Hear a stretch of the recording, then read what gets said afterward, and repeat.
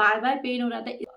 Tummy होता है इतना ज़्यादा बड़ा हो गया था मैं, क्योंकि मुझे सुनपन होने लगा था, मेरे बेबी के पास ब्लड फ्लो अच्छे से नहीं पहुंच पा रहा था।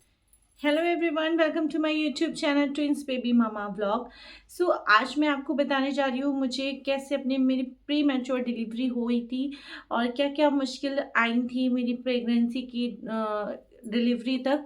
तो मुझे अपनी प्री मैच्योर डिलीवरी क्यों करवानी पड़ी, कौन से ऐसे रीज़न थे जिसकी वजह से मुझे अपनी प्री मैच्योर डिलीवरी करानी पड़ी। जो आइडियल प्रेगनेंसी डिलीवरी होती है वो 38 वीक्स के बाद मानी जाती है। जैसे अगर आपका 38 वीक्स कंप्लीट हो गया है, अगर उसके बाद आपकी डिलीवरी होती है तो उसको प्री मैच्योर डिलीवरी नहीं माना जाता है, वो एक आइडियल डिलीवरी होती है और उसमें एनआईसीयू में भी बच्चों को रखने की ज़रूरत नहीं पड़ती है। और अगर प्री मैच्योर डिलीवरी होती है तो उसमें एनआईसीयू में बच्चों को रखने की बहुत ज़्यादा ज़रूरत पड़ सकती है। और डॉक्टर ने मुझे तो बोल दिया था कि आपकी हाई रिस्क प्रेगनेंसी है, आपका कभी भी कुछ भी हो सकता है, क्योंकि ट्विंस प्रेगनेंसी में सभी जानते हैं कि कभी भी कुछ भी हो सकता है, क्योंकि बेबी का वेट इतना होता है और इतनी ज़्यादा प्रॉब्लम्स आती है। एक सिंगल प्रेगनेंसी के अकॉर्डिंग ट्विंस प्रेगनेंसी में काफ़ी ज़्यादा प्रॉब्लम्स आती हैं। तो इसी के बारे में आज हम चर्चा करेंगे, तो बने रहें वीडियो में। वीडियो पसंद आए तो लाइक करें, शेयर करें, मेरे चैनल को सब्सक्राइब करें, आइकन को ज़रूर प्रेस कर दें। और फ्रेंड्स, जैसे अगर आपने मेरी ट्विंस प्रेगनेंसी स्टोरी देखी होगी तो उसमें मैं इतना ज़्यादा डरी हुई थी, इतना ज़्यादा सब कुछ था, तो मैं 7 मंथ से अपने आप को प्रिपेयर कर लिया था कि मतलब 7 मंथ के बाद ही मेरा कभी भी डिलीवरी हो सकता है। लेकिन मेरी डॉक्टर जो थी वो काफ़ी ज़्यादा अच्छी थी, उन्होंने मतलब जितना हो सकता था प्रेगनेंसी को आगे खींचा, 9 मंथ तक लेके गई। और लेकिन 9 मंथ के बाद उसके बाद मुझसे नहीं हो पा रहा था, तो डॉक्टर बोली ठीक है अब मैं आपका सी सेक्शन कर दूंगी। तो ऐसी कौन सी प्रॉब्लम्स आ गई थी मेरे साथ जो मुझे अपना सी सेक्शन करवाना पड़ा टाइम से पहले ही। तो बहुत सारी लेडीज़ होती हैं जिन्हें अपने वीक्स प्रेगनेंसी के का नहीं पता चलता है कि मेरे कौन से वीक्स की प्रेगनेंसी चल रही है। वो मन से, जैसे पहले बुजुर्ग लोग होते थे वो भी मन से ही प्रेगनेंसी का वो करते थे, क्योंकि एक मंथ में 4 वीक्स होते हैं। अगर आप जैसे चेक करते हो तो आपकी 4 वीक्स की प्रेगनेंसी मानी जाती है 1 मंथ की। और 2 मंथ हो गए तो आपकी 8 मंथ प्रेगनेंसी हो गई। 3 मंथ जो कि कहते हैं बहुत ज़्यादा रिस्की होते हैं, 3 मंथ तो वो आपकी 12 वीक प्रेगनेंसी होती है। उसके बाद ही आपका स्कैन वगैरह होता है, जिससे आप आपके बच्चे के बारे में पता करा जाता है वो सब, उसका सब कुछ ठीक है, ऑर्गन्स वगैरह सब बन रहे हैं अच्छे से, ऐसी कोई प्रॉब्लम्स तो नहीं है। अगर वो सब कुछ ठीक आता है स्कैन में तो आपकी प्रेगनेंसी को कंटिन्यू रखा जाता है। और उसी स्कैन में ही आपको पता चलता है कि आपकी सिंगल प्रेगनेंसी है, ट्विंस प्रेगनेंसी है, ट्रिपलेट्स बेबी हैं, कितने हैं और किस तरीके के बेबी हैं। तो ये सब एक आपको स्कैन में बताया जाता है। जो आपके अल्ट्रासाउंड होता है उसमें सब कुछ डिटेल लिखी होती है। अगर आपको अल्ट्रासाउंड का डिटेल्स वगैरह जो होती है रिपोर्ट वो नहीं आती है समझ में, तो मैं अपनी आपको बताऊंगी, दिखाऊंगी, उसमें पॉइंट टू पॉइंट आपको बताऊंगी किसके बारे में क्या चीज़ होती है। अगर आपको उस पर भी एक वीडियो चाहिए तो आप मुझे कमेंट्स में ज़रूर बता सकते हैं, तो मैं उस पर भी एक वीडियो बनाऊंगी।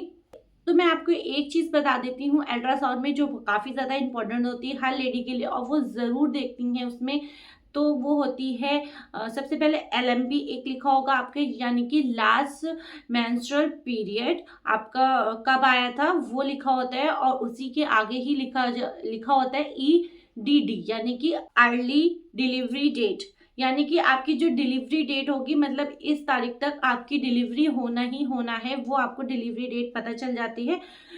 तो जो लास्ट आपकी पीरियड डेट होगी जो आपने डॉक्टर को बताई होगी, जो जिस तरीके से डॉक्टर स्कैन करते हैं उसके हिसाब से आपकी प्रेगनेंसी काउंट होती है कि आपकी कितने वीक्स की प्रेगनेंसी हो गई है। इसमें ये डॉक्टर देखते हैं आपकी डिलीवरी डेट क्या होगी, आपके बच्चे का वेट कितना है, आपके बेबी में ऑर्गन कोई दिक्कत कोई परेशानी तो नहीं, ये सब कुछ आपके स्कैन में आ जाता है। अब बात करते हैं कि मुझे ऐसी कौन सी प्रॉब्लम्स आ गई थी जो मुझे अपनी प्री मैच्योर डिलीवरी करवाना पड़ी, सी सेक्शन डिलीवरी हो गई थी मेरी। तो मैं बताती हूँ, 7 वीक्स की बात है। जैसे कि मुझे सिम्टम्स तो काफ़ी ज़्यादा हो रहे थे स्टार्टिंग से ही, डे 1 से जैसे मुझे पता चला था कि मेरी प्रेगनेंसी कंफर्म हो गई है, उसके बाद से मुझे इतने ज़्यादा सिम्टम्स हो रहे थे। आपने मेरी सिम्टम्स वीडियो भी देखी होगी, अर्ली प्रेगनेंसी सिम्टम्स की मैंने बनाई थी।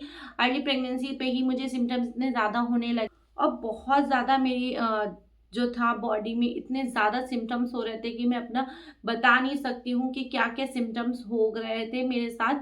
तो मैं आपको बताऊँ, सबसे पहले तो 3 मंथ के बाद ही डॉक्टर ने मुझे बोल दिया था कि आपके बच्चेदानी के जो मुँह पे टाँके लगते हैं वो बोल दिए थे डॉक्टर ने, लेकिन मैं किसी तरीके से राज़ी नहीं हो रही थी। मैंने बोल दिया था कि मैम मुझे नहीं लगवाना है, लेकिन मैम ने कहा कि अगर लगवाओगी नहीं तो आपकी प्रेगनेंसी सर्वाइव नहीं कर पाएगी। तो मैं बताऊँ आपको, उसके बाद मैंने अपना डॉक्टर चेंज करी। मैम जो थी मेरी पहले, उन्होंने इतना ज़्यादा मुझे डरा दिया था, तो मैंने अपने दूसरे डॉक्टर को दिखाया कि मैम मैं इन डॉक्टरों को दिखाती थी, उन्होंने ऐसा-ऐसा बोला है। तो उन्होंने ख़ैर मुझे तसल्ली दी, बोले अगर आपको नहीं लगवाना है, लेकिन आप अपने रिस्क पे आप ना लगवाओ, लेकिन कभी भी कुछ भी हो सकता है, ट्विन्स प्रेगनेंसी में ऐसी प्रेगनेंसी होती है ये। तो फिर मैंने कहा ठीक है, मुझे अपने अपने रिस्क पे हम दोनों ने, हस्बैंड वाइफ ने ये डिसीज़न लिया कि हम लोग को टाँके नहीं लगवाने हैं। लेकिन मैम ने बोल दिया था कि आपको अगर टाँके नहीं लगवाएँगे तो आपको टोटल बेड रेस्ट करना पड़ेगा। तो मैं उस पे राज़ी हो गई थी। मैंने कहा ठीक है, मैं बेड रेस्ट कर लूँगी, लेकिन उसमें क्या होता है, अगर आप टाँके लगवा लेते हो तो बच्चे को, बेबी को इन्फेक्शन होने के काफ़ी ज़्यादा चांसेस हो जाते हैं। उसके आपको भी काफ़ी ज़्यादा, जब डिलीवरी हो जाती है उसके बाद आपको काफ़ी ज़्यादा प्रॉब्लम्स का सामना करना पड़ता है। आपको कई तरीके की प्रॉब्लम्स हो जाती हैं, इस वज़ह से मैंने नहीं लगवाया था। तो जैसे ही मेरा 6 मंथ कंप्लीट हुआ, 7 मंथ में मैंने एंट्री ली, उसके बाद ही मुझे लोअर एब्डोमिनल में पेन रहता था। वैसे तो स्टार्टिंग से रहता था, लेकिन इतना ज़्यादा पेन हो रहा था मेरा कि मतलब जैसे डिलीवरी का पेन होता है, ऐसे ही मेरा एक पेन होना स्टार्ट हो गया था। 7 मंथ से ही तो मैं डॉक्टर के पास हम दोनों गए, तो डॉक्टर ने वहाँ पे मुझे कर लिया था एडमिट। उन्होंने बोला कि आपको एडमिट होना पड़ेगा और आपके हो सकता है अभी डिलीवरी करना पड़े 7 मंथ में।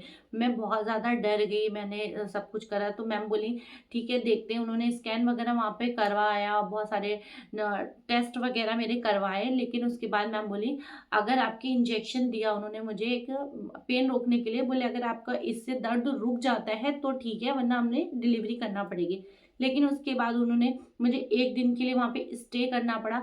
उन्होंने पूरा देखा, उसके बाद ही नेक्स्ट डे मुझे छुट्टी कर दी मेरी। बोले अभी बेबी का वेट भी काफ़ी ज़्यादा कम है और अभी डिलीवरी नहीं हो सकती और आपका पेन भी रुक गया। उसके बाद ये हो गया था। मैं डिलीवरी से पहले 2 बार अपने हॉस्पिटल में एडमिट हुई हूँ। 2 बार मैं एडमिट हुई हूँ, थर्ड बार जब गई हूँ उसके बाद ही डिलीवरी हुई है मेरी। तो सेकंड बार जब मेरा 8 मंथ लगा, 8 मंथ के कुछ टाइम गुज़रा था, उसके बाद ही मुझे फिर से वो पेन स्टार्ट हुआ, जैसे डिलीवरी का पेन होता है। फिर से हम लोग गए, तो उन्होंने फिर से वही सब चेक करा। तो वहाँ पे रात का समय था, रात में हम लोग पहुँचे, तो मैम ख़ैर वहीं पे मैम का घर था, तो वो अपने घर से आई। उन्होंने मेरे सर्वाइकल में जो करते हैं वो चेक वग़ैरह, वो उन्होंने अच्छे से चेक करा। तो वो बोली अभी तो मुँह भी नहीं खुला है, तो कैसे हो जाएगी डिलीवरी? तो आप, उन्होंने तब भी मुझे एडमिट कर लिया। 2 दिन तक वहाँ पे मैं एडमिट रही, उसके बाद उन्होंने इंजेक्शन और ड्रिप वगैरह जो होती है वो लगाया। उसके बाद मेरा ख़ैर वो तब भी रुक गया दर्द। तो मेरी मैम इतनी ज़्यादा अच्छी थी कि उन्होंने 9 मंथ के तक बोले कि बेटा आपके 9 मंथ मेरे हिसाब से मैं जितना खींच सकती हूँ उतना मुझे खींच लूँगी। चाहे आपके इंजेक्शन लगाना पड़े, दवाइयाँ देना पड़े, और उन्होंने ऐसा ही करा। उन्होंने उसके बाद 8 मंथ में जब मैं एडमिट हुई, उसके बाद उन्होंने इंजेक्शन वगैरह मुझे दिए। उसके बाद मेरा दर्द फिर रुक गया, फिर मैं घर आ गई 2 दिन के बाद। लेकिन इतना ज़्यादा मेरा तबीयत इतना ज़्यादा ख़राब हो गई थी कि मुझे कुछ भी समझ नहीं आ रहा था। पेट मेरा जो टमी होता है इतना ज़्यादा बड़ा हो गया था कि मुझे चलने में और वॉशरूम वग़ैरह जाने में इतनी ज़्यादा प्रॉब्लम होने लगी। लेकिन जब आपके लास्ट की प्रेगनेंसी चलती होती है तो आपको डॉक्टर बहुत ज़्यादा फ्रीक्वेंटली आपको बुलाएँगे विज़िट करने के लिए, आपके बेबी के पास ब्लड सर्कुलेशन अच्छे से जा रहा है, नहीं जा रहा है। तो मेरे साथ ऐसे ही हुआ था। इतना ज़्यादा टमी मेरा बड़ा हो गया था, तो मुझे उठने-बैठने में, चलने-फिरने में, वॉशरूम जाने में दिक्कत हो रही थी। तो मैम ने फिर जब मुझे विज़िट के लिए बुलाया तो मैंने उनको अपनी ये सारी प्रॉब्लम्स बताई। उसके बाद उन्होंने चेक करा कि बच्चे के पास अच्छे से ब्लड फ्लो पहुँच रहा है, नहीं पहुँच रहा है। तो कभी-कभी ऐसा होता है कि ट्विन्स प्रेगनेंसी में कि एक बच्चा अच्छे से ग्रो कर लेता है और एक बच्चा पीछे रह जाता है, तो ऐसे ही मेरे साथ हुआ था। एक मेरा बेबी जो था उसके पास ब्लड फ्लो बहुत अच्छे से पहुँच रहा था, लेकिन सेकंड बेबी के पास नहीं पहुँच पा रहा था इतने अच्छे से। तो उन्होंने कुछ और मेडिसिन वगैरह दी कि अच्छे से उसके पास भी ब्लड फ्लो पहुँच पाए। और मेरे पेट में ऐसा सुनपन होने लगा था कि मैं जब कोई अगर सुई भी चुभो दे मेरे पेट में तो मुझे महसूस नहीं हो रहा था। पेट बढ़े जा रहा था और सुनपन, यूट्रस जो है वो भी एक हद तक ही बढ़ेगा तो बेबी के वेट की वजह से। तो जैसे ही मेरा 9 मंथ लगा, स्टार्टिंग ही हुआ था, उसके बाद ही फिर से मेरा पेन स्टार्ट हुआ। मुझे 3 बार डिलीवरी का पेन हुआ था। जो थर्ड बार मैं गई थी तो 9 मंथ स्टार्ट हो गया था, तब भी रात का समय था। तो मैं और मेरे हस्बैंड और हम लोग सब लोग गए फैमिली में कि दिखाने के लिए। उन्होंने अर्जेंट मेरा अल्ट्रासाउंड करवाया उसी टाइम। तो मैं अल्ट्रासाउंड करवाने गई तो उन्होंने देखा कि बेबी के वीक्स कितने हुए हैं, बेबी का वेट कितना है, बेबी को कोई प्रॉब्लम्स तो नहीं है, बेबी ठीक ठाक है, एनआईसीयू में रखने की ज़रूरत तो नहीं है। तो उन्होंने ये सारे देखा, उसके बाद बोले कि आपकी डिलीवरी हो जाएगी, आप एडमिट हो जाओ, सुबह मैं आपकी सी सेक्शन डिलीवरी कर दूंगी, क्योंकि आपको बार बार डिलीवरी का पेन हो रहा है। ये भी अच्छी बात नहीं है कि हम कितनी बार इंजेक्शन से वो पेन रोकें, उन्होंने ये बोला था। और जो मेरा टमी था वो भी सुन हो रहा था और ये सारी प्रॉब्लम्स हो रही थी मेरे साथ। तो फिर हम लोग सुबह मॉर्निंग में पहुँचे। मॉर्निंग में जाने के बाद मैं बड़े आराम से नहा धो के हल्का फुल्का, जो मैम बोलती हैं वहाँ पर कि आपको ये सिर्फ खा पी के आना है, सिर्फ चाय थोड़ी सी और बिस्किट वगैरह। तो मैं वही खा पी के और आराम से चिल होके मैं गई थी। उस पर मुझे कोई प्रॉब्लम या किसी तरीके का मुझे डर नहीं लग रहा था। तो मुझे तो खैर सुबह ही बुला लिया था 8 बजे, लेकिन मैम तो 11-12 बजे से पहले नहीं आती हैं। तो उसके बाद ही उस इतनी देर में मेरे जो टेस्ट वगैरह होने थे, जो भी ड्रिप वगैरह लगना थी, उन्होंने सब लगाया। और अनीमा होता है, कोई कोई डॉक्टर देखती देती हैं, कोई डॉक्टर नहीं देती, लेकिन मुझे दिया गया था नीमा। और उसकी वजह से जो पेट होता है वो बिल्कुल क्लीन हो जाता है, किसी तरह के इन्फेक्शन वगैरह नहीं फैलता है जब ऑपरेशन होता है उस टाइम। उसके बाद सारे सब कुछ हो गया था, पेपर्स वगैरह मेरे हस्बैंड से जो जहाँ पे साइन करवाना होते हैं, पेमेंट वगैरह, वो सब दे दिया था इन्होंने, जो भी होता है। उसके बाद मुझे रूम में शिफ्ट कर दिया था कि मैम जब बताएंगी उसके बाद आपकी सी सेक्शन हो जाएगा। तो मेरा टाइम आया था 3 बजे।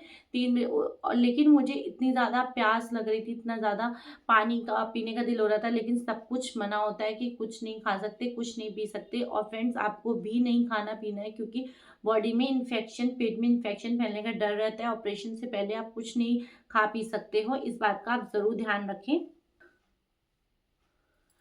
तो 3 बजे के समय सब तो 3 बजे का टाइम था। उसके बाद मुझे ओटी ले जाया गया, ओटी में ले जाके मुझे लेटाल दिया गया था और उसके बाद मुझे एनेस्थीसिया दिया गया था।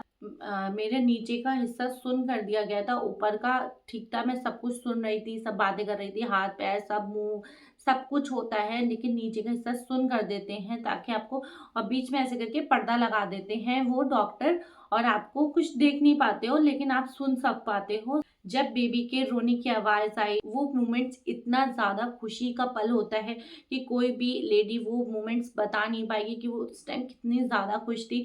तो मेरे साथ भी ऐसे ही हुआ था। जो मेरे एनेस्थीसिया वाले डॉक्टर थे वो मेरे बिल्कुल बराबर में ही बैठे हुए थे और उन्होंने मुझे बोला था कि बेटा आपके पहला बेबी बॉय हुआ है। जब दूसरे बेबी की रोने की आवाज़ आई तो भी बहुत ज़्यादा खुशी थी। तो उसके बाद डॉक्टर बोले कि आपकी बेबी गर्ल हुई है। वो मोमेंट्स बहुत ही स्पेशल मोमेंट था मेरे लिए। उसके बाद जो बेबी वाले डॉक्टर होते हैं, जो बच्चों के डॉक्टर होते हैं, वो बच्चों को चेक वगैरह करते हैं, तो एनआईसीयू में लेके चले जाते हैं। तो मेरे बेबी के जो था वेट दोनों का थोड़ा कम था, इसकी वजह से उनको 2-2 दिन के लिए एनआईसीयू में रखा गया था। उसके बाद 2 दिन के बाद वो लोग मेरे पास आ गए थे और मैं बहुत ज़्यादा खुश थी। उसके बाद हम लोग घर आ गए।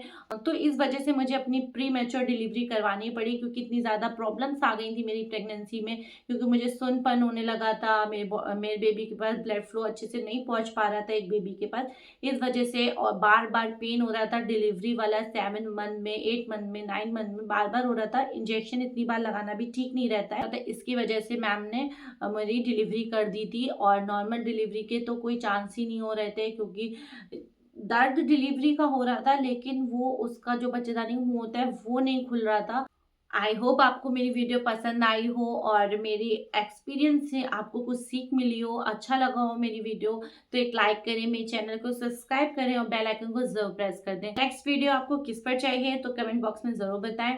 तो चलती हूँ, बाय बाय, अल्लाह हाफिज़।